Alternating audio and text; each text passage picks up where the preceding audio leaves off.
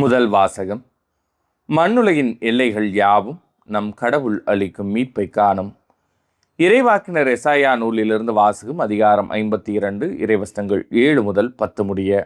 நற்செய்தியை அறிவிக்கவும், நல்வாழ்வை பலப்படுத்தவும், நலம் தரும் செய்தியை உரைக்கவும், விடுதலையை பறைசாற்றவும், சீயோனை நோக்கி உன் கடவுள் அரசாளுகின்றார் என்று கூறவும் வருவோனின் பாதங்கள் மலைகள் மேல் எத்துணை அழகாயிருக்கின்றன.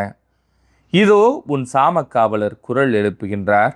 அவர்கள் அக்களித்து ஒருங்கே ஆரவாரம் செய்கின்றனர். ஆண்டவர் சீயோனுக்கு திரும்பி வருவதை அவர்கள் தம் கண்களாலேயே காண்பர். எருசலேமின் பால் இடங்களே, ஒருங்கே ஆர்ப்பரித்து பாடுங்கள். ஆண்டவர் தம் மக்களுக்கு ஆறுதல் அளித்துள்ளார். எருசலேமுக்கு மீட்பு வழங்கியுள்ளார். பிற இனத்தார் அனைவரின் கண்களும் காண ஆண்டவர் தம் தூய புயத்தினை திறந்து காட்டியுள்ளார். மண்ணுலகின் எல்லைகள் யாவும் நம் கடவுள் அளிக்கும் மீட்பை காணும். இது ஆண்டவரின் அருள் வாக்கு. இறைவா, உமக்கு நன்றி. பதிலுரை பாடல்.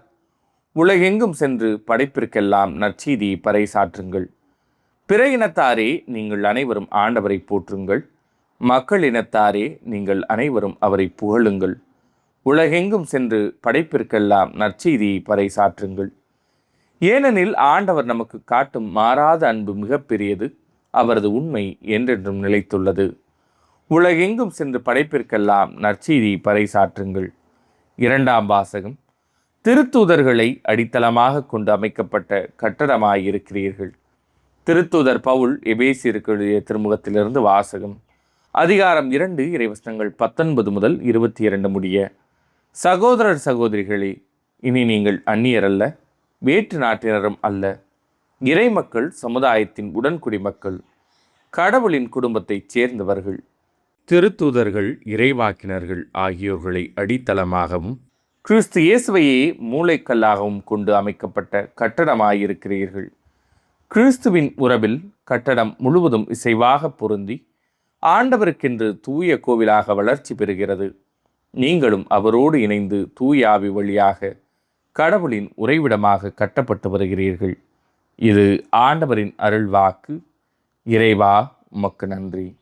நற்செய்திக்கு முன் வாழ்த்தொலி.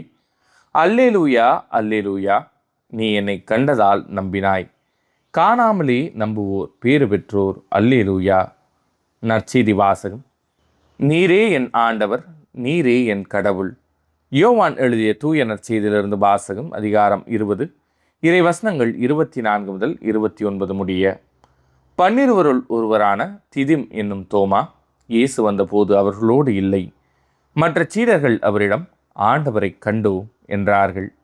தோமா அவர்களிடம், அவருடைய கைகளில் ஆணிகளால் ஏற்பட்ட தழும்பை பார்த்து, அதில் என் விரல்களை விட்டு அவர் விழாவில் என் கையை இட்டாலன்றி நான் நம்ப மாட்டேன் என்றார்.